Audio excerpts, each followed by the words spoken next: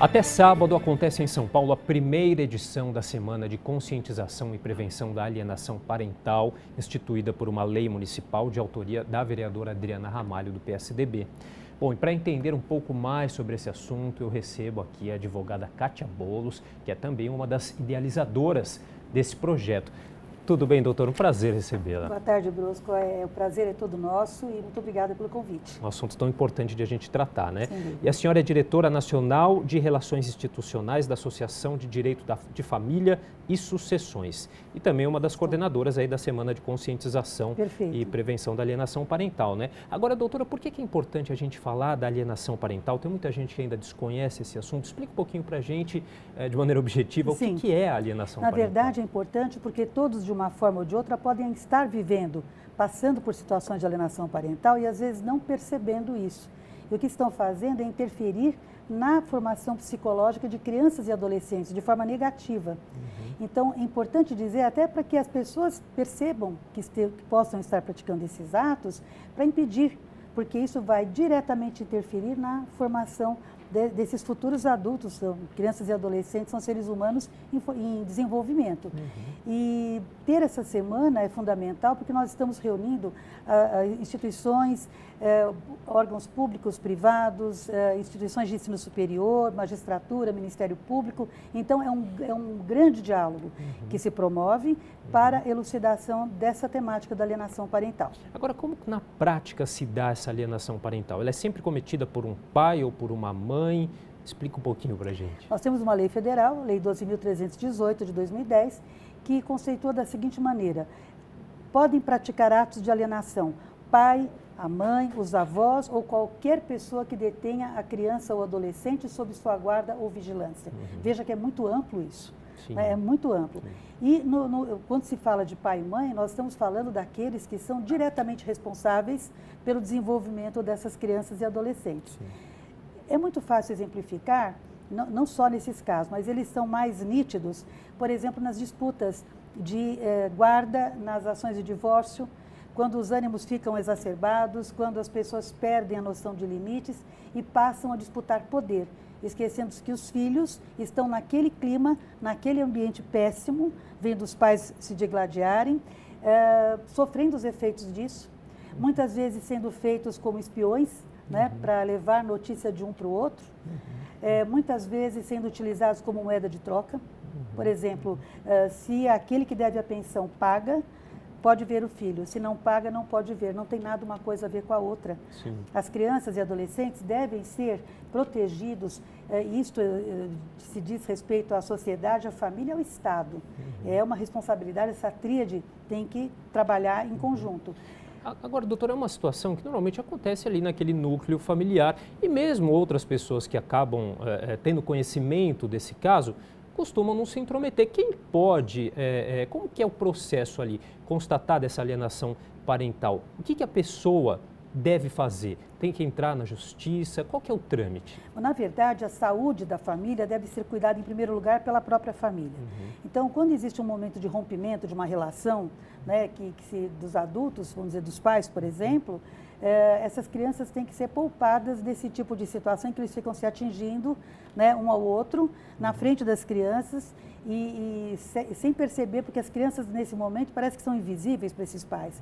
Eles ficam tão contaminados com isso que vão utilizando as crianças. Então, o que fazer? Primeiro, cuidar da saúde da família, das relações os filhos são para sempre. Os pais podem se separar ou nunca terem se casado, mas os filhos são para sempre. Então, a saúde da família, a própria família cuidar. Aí, nós vamos dizer do entorno da família. Não só o marido e a mulher, porque às vezes eles não estão enxergando isso. Mas os avós, os tios, os primos, irmãos, devem colaborar no sentido de aclarar essa situação. Olha, está acontecendo isso, seu filho está sofrendo com isso, seu neto está sofrendo com isso. Outra coisa, no momento, logicamente, uma ajuda, recurso a um psicólogo, a uma terapia familiar, sempre é interessante porque é um passo que se dá antes de um processo judicial. A última alternativa é um processo judicial. Se houver a necessidade de proteger crianças e adolescentes contra a forma de crueldade, de opressão e violência, porque é uma violência, é violência sob todos os aspectos. É psicológica, é moral, é patrimonial, é física e é sexual. Então, pode acontecer quaisquer delas, e todas elas são violências. Então, essas formas de violência têm que ser afastadas. Né? As crianças e adolescentes têm que viver num ambiente saudável. Se não houver alternativa possível, então recorrer ao judiciário, porque aí será um processo ou de guarda, ou de divórcio, ou próprio de alienação parental, para declaração de que está acontecendo isso, para as medidas serem tomadas judicialmente. E esses prejuízos, eles afetam crianças de todas as idades, até adolescentes, correto? Sem dúvida, sem dúvida. E isso se projeta para a vida toda, Brusco, isso é o pior. Porque aquele adulto que sofreu alienação, às vezes até por atos naturalizados pelos seus pais, sem perceberem que estavam fazendo isso, o filho de joguete, essa pessoa amanhã, e mesmo durante a adolescência, vai ter, os estudos já demonstram isso, depressão, tentativas de suicídio, vão recorrer às drogas, ao uso de drogas, ao álcool, correm o risco de ter dupla personalidade. E depois, quando adultos, terão dificuldade de manter relacionamentos afetivos estáveis. Não vão querer ter modelo de família, porque o seu modelo de família foi péssimo.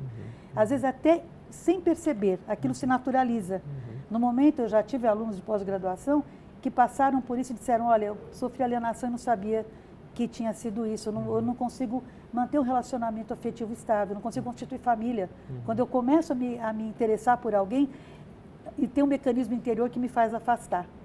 Então, isso tem que ser tratado tão logo quanto antes se identifiquem que esses atos estão sendo praticados e que as crianças e adolescentes estão sofrendo os efeitos disso. E aí todos os entes desse núcleo familiar devem estar muito atentos, né, para essa questão. Atentos. A escola também é um ótimo lugar, porque certeza. O rendimento escolar baixa, a criança fica muitas vezes, ela se afasta, ela fica insegura ou fica muito agressiva. A criança dá sinais normalmente. Dá sinais. Então, a palavra é essa, Brusco, os sinais que as crianças dão. As crianças entram em sofrimento, crianças e adolescentes entram em sofrimento. A partir de uma certa idade, já começam a ter que aprender a administrar isso. Aí vem os casos de dupla personalidade, os casos de querer utilizar em proveito próprio, quer dizer, uma deformação na formação de um ser humano. Isso é muito sério. E olha, infelizmente, segundo o Tribunal de Justiça aqui do Estado de São Paulo, esse número de processos por alienação parental, ele chegou a 2.365, isso em 2017, um aumento de 5,5% em relação a 2016. Sim. Quer dizer, esse número ele vem aumentando, doutora? O que explica isso? Vem, é importante também falar da estatística, porque embora esse número seja tão expressivo, ainda é subnotificado. Sim. Porque nem todos conseguem realmente passar por um processo de alienação parental, às vezes ele fica embutido num outro processo e não é identificada a alienação. Então, vem aumentando os casos, eu acho que a sociedade precisa se conscientizar, as pessoas precisam perceber que filhos, né, não são objetos, não são troféus, né, com quem vai ficar o filho, eu vou ganhar o filho, vou tirar o filho de você. São frases como essa, não podem acontecer, porque os filhos sofrem, os filhos, se têm pai e mãe, eles querem viver num ambiente em que os dois possam protegê-lo. Né? E, aliás, é dever, se não é pelo bom senso, é dever de pai e mãe, né? A responsabilidade parental, por isso que se fala em alienação parental. E é bom saber, quanto mais gente souber ter as informações sobre essa questão, até para as pessoas saberem que há penalidades também para casos como esse. Sim, né? sem dúvida. E o que acontece, o que a gente tem nessa semana de conscientização e prevenção da alienação parental, doutor? Essa semana é importantíssima, esse projeto é hoje a Lei 17.016, de 14 de dezembro de 2018. Isso, e nós temos então a primeira semana acontecendo, né, porque agora é que ela está instituída no calendário oficial do município.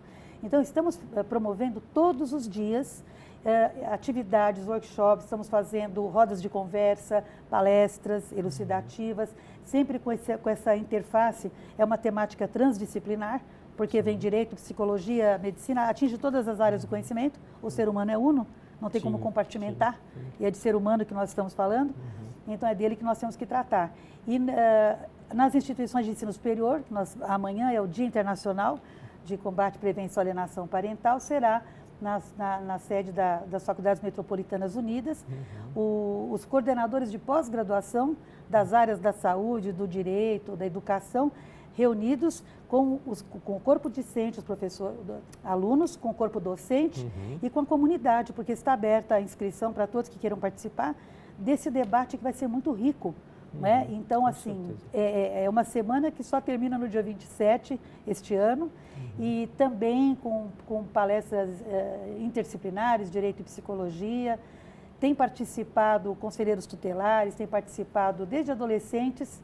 Nós vimos hoje um exemplo interessante falar, eles querem participar, eles querem falar, eles se enxergam nessa situação.